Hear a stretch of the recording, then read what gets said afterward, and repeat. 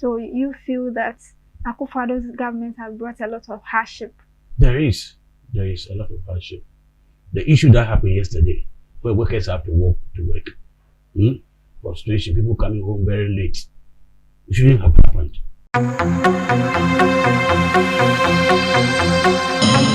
Hello and welcome to another brand new episode of Broad Daylight with me, Priscilla Moore. Today, I'm having here with me Mr. Emmanuel Kwakudeku. He's a social media commentator. We're going to talk about some news making headlines over the week. Not forgetting the e-levy. Sir, please, you're welcome. Thank you. You're looking young as always. But it's God's grace. Oh, okay. Okay. How are you too? I'm fine by God's grace. Thank God. Amen. Amen. Okay, so let's start with the finance minister, who has stated that the e-levy proceeds will create jobs for over 11 million people. How feasible is this statement? Well, it's a budget statement. And normally, when we have budgets of this nature, budget is like laying blocks. Okay. What you laid yesterday is what you build today. So, but along the line, we were made to understand that the economic development of Ghana is based on one district, one factory. Okay. So the intention is that government is supposed to build infrastructure or to manufacture or to produce things that Ghanaians need, what we can store and what we can export. Now, it is meant to, we are supposed to have industrialization. That's what we're supposed to have. But as of today, let us ask ourselves, how many of those intended one village, one district, one factories have been built? Okay, so that if today's budget is saying that the levy is going to finance entrepreneuring, and then it makes us not to see far, because we didn't build yesterday, so how are we building today? So that's the way I see it. So in your opinion, because we've not really seen the proper implementation of the one district, one factory policy, that means this one can't hold? It can't. It can't hold. You see, like I have said, yesterday should guide us.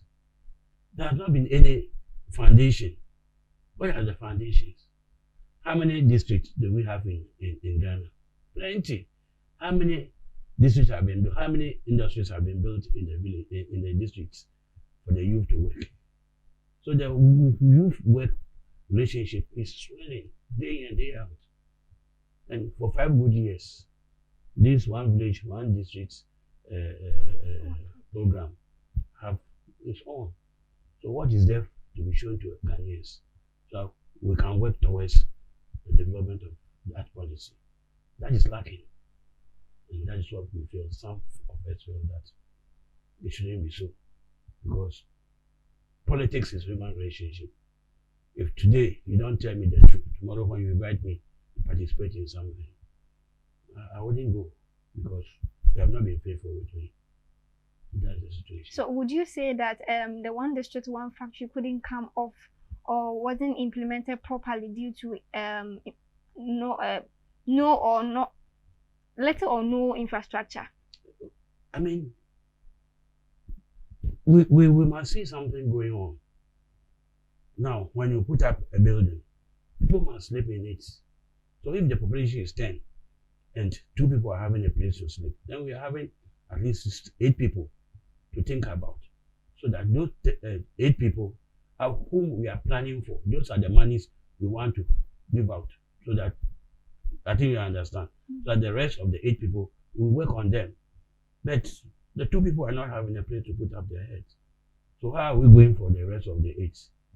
That's the analysis. So away from that, right now we are dealing with the levies on mobile money and bank transactions. Yes. What is your take on that?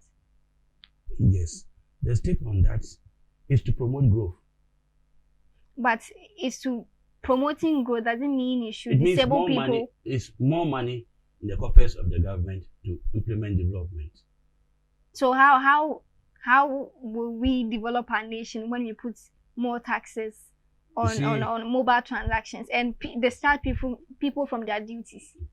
I mean, the toll booths, people working with the toll. Yeah, that has been a wrong step, because when people are working, they are bringing in revenue. So when you are starting with another intention, that job should continue. Okay, that job should, or the tools, this thing should continue, because after all, it's money. So for all this while, for about say 3 weeks now, we've lost a lot, because each month 200,000 Ghana cedis are made every month. So for all this while, well, are we going or we are coming? So is that influencing the strike action we experienced yesterday by drivers, especially in Accra? Sure, surely. It's in connection with it. With fuel price increases. It's a lot of issues. Because government, they were calling on government to reduce the fares, I say the prices of fuel. And that was what we were fighting for. Now, government has directed oil filling stations to slash or reduce their fuel prices. Okay. Do you think that commendation should be for only oil, because they are not the only fuel stations in Ghana? That is what didn't go well, because government have control over everything. So since government have control over everything, I think it should affect all fuel business houses. When you look at this whole crisis with the drivers, aside reducing the fuel, what do you think that the government should do to make sure that they have better conditions of service? You mean drivers? Yes. Oh, my dear sister, our roads must be put into proper perspective. The potholes are too much. It is leading to accidents.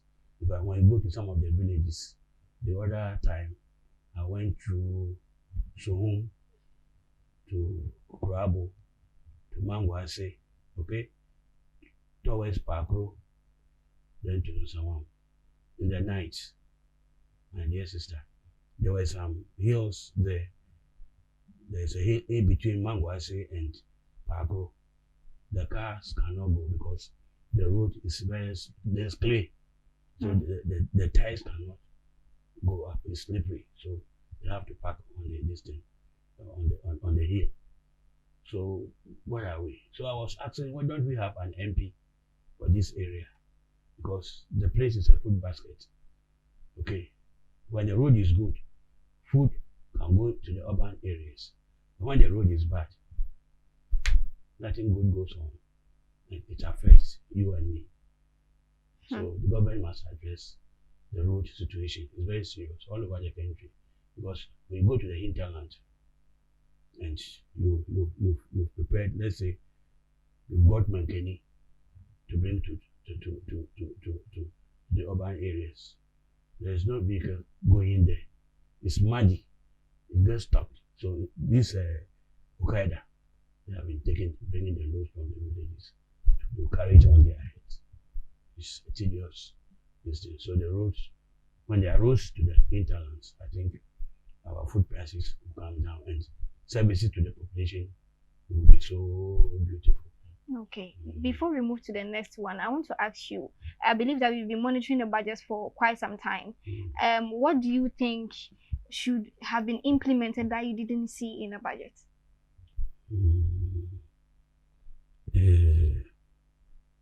Actually, there are a lot of things. You see, the one is the road issue I've just mentioned.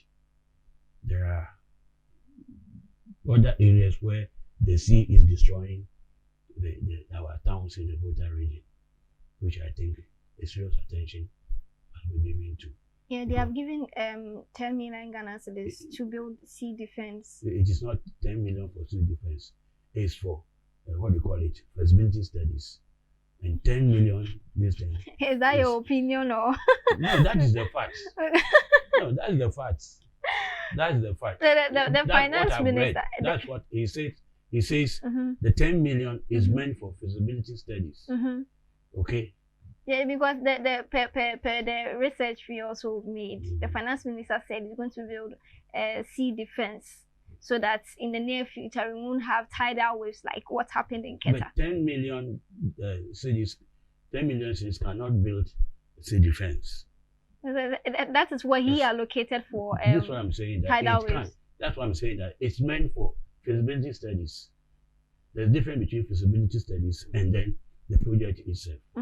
Now, are we saying that, like Adda, which sea defense have been built, have there been any feasibility studies? So that now another feasibility study may be established. The money is going to, what do you call it, technocrats to chop. And it's a waste of money. The problem in Adda is all over to Aflao area. So, what we've learned from Adda, to continue that way. That's all. So because what is being destroyed in Keta is not different from that of Adda. It's the same thing. So why the feasibility money again? So money is only being given to technocrats to waste, and I think it's not the best. We must come again. So aside the money allocated to the tidal waves and the roads, what else do you think should have been captured in the budget that you didn't see? Accommodation for workers. Accommodation. Don't you say workers? Which workers? I say Ghanaians. Accommodation. That's a place where people will put their head. We have affordable housing. Saglema or Saglema is there's a big question on it. We are doing politics with Saglema because the houses are there and reptiles are sleeping in, while the human beings are not having a place to put their head. So all that I'm saying is that let's forget about the politics. Assuming I have made a mistake, okay? Whilst trying to do a good thing. The next person must not concentrate on the mistake I'm making. Okay? You should see the welfare of the people and readjust where I have not done the wrong thing. As for mistakes, they are there to be corrected any time. Okay? If I chop money, let the people sleep. Have their peace of mind when investigation goes on. But we can't say the building should be there till investigations are conducted. I think we are not doing the politics properly. Yes. Comparing this current government to the previous government, who has managed the economy very well, in your own perspective? Oh well, my dear lady, if somebody borrows $54 million, and out of that 54 million, we've seen physical infrastructure like hospitals, schools, roads, airports, Kotoka International Airports, Terminal 3 expansion, Terminal Harbour expansion, and these gas plants at Abuadze and all that. If I've not seen anything at all, I have a story to tell. But as of today, we are not seeing anything of such a nature. And that is where, when you demand from the people, you begin to rise against all that you say. Because there has not been any physical thing that the people are saying. That's why I say politics is human relationship. Yes. And if you don't put out the perspective, whatever you say, it might be nice on paper, but on the ground, zero. So, in your perspective, former President Mahama was able to manage the economy better than our sitting president? It's not a matter of managing the economy better. We saw things that are being done, which are physical today, that we can touch, we feel. And I hope during this pandemic, this COVID-19 pandemic area, some of our big men were at such hospitals. Okay, 5 years. There might be something for those from GSS, senior secondary school today, to also to see that yes, we went to school. This is what we are. We have come to meet. Factories have been built. Okay, all of us cannot go to university, but we must do some work to get money. Okay, to propel the future. Are you with me? Okay. Yeah. So, as much as life is continuous, I must start from somewhere to somewhere, isn't it? Mm-hmm. But it isn't so. And when it happens like that, we have huge challenges. Mm-hmm. So there's frustration in the system. So you feel that Akufo Addo's government has brought a lot of hardship? There is a lot of hardship. The issue that happened yesterday, where workers have to walk to work, frustration, people coming home very late. It shouldn't have happened. It shouldn't have. When there are issues, let's pay more attention to the issues. Because the more we pay more attention to, then we are taking the people at heart. I told you, politics is public relations. And we might be seen working towards that.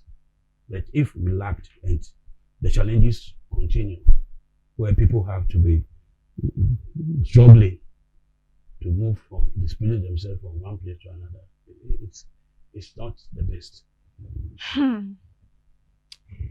Anyway, now 509 Ghana cedis have been deducted from teachers' professional development allowances for one teacher, one laptop policy.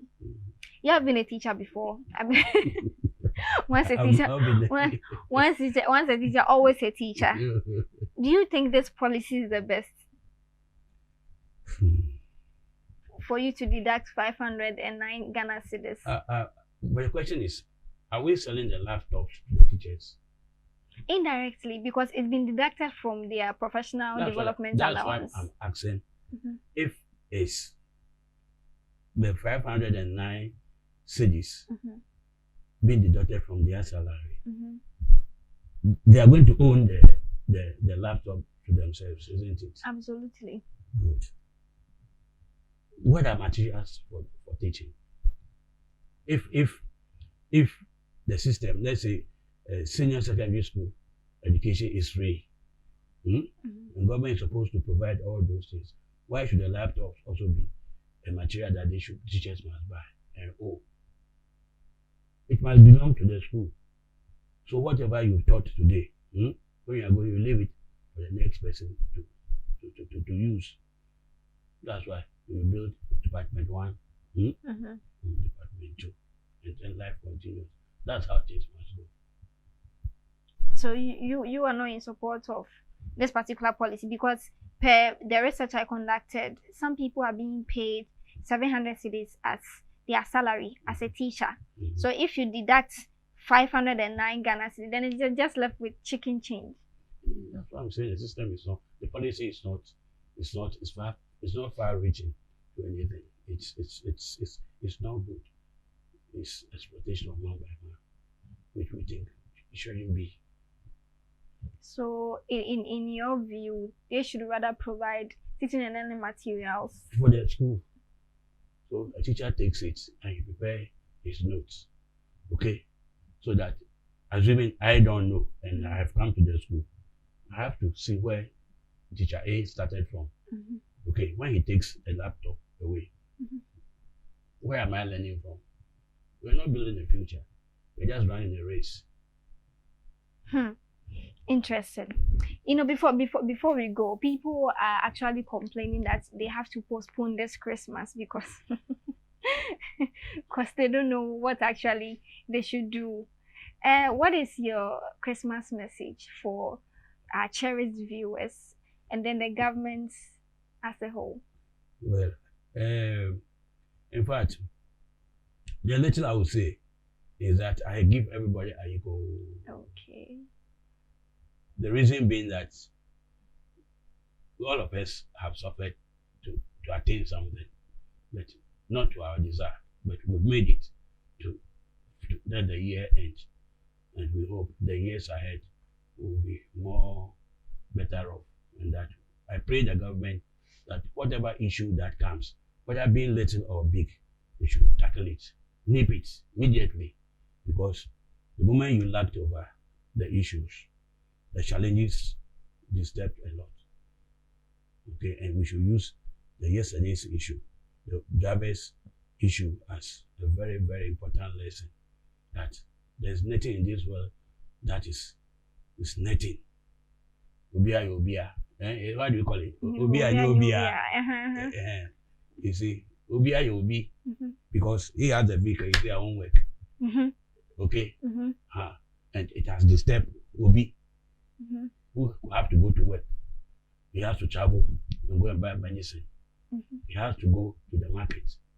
He has to go to where? Hospital. He has to go to the farm. He has to displace himself. There's no vehicle. We've created a huge challenge to everybody. And that is not the way to go. Anything that pops up, we must seriously tackle it, solve it, and solve it once and for all. Not when the thing has. Okay, like a bridge. We must fix the bridge. We'll be there till somebody die before we go and solve that problem. What are we doing? Losing a soul is painful forever. So that's my Christmas message. Wow. Thank you so much for joining us here on Broad Daylight. Yay!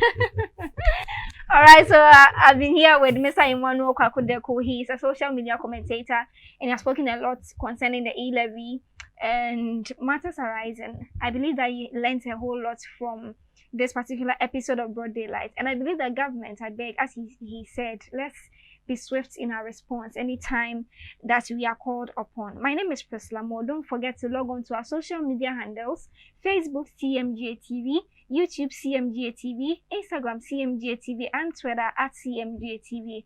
Also our website www.cmonline.com.gh. A big thank you to my production team, and on to another episode. Bye.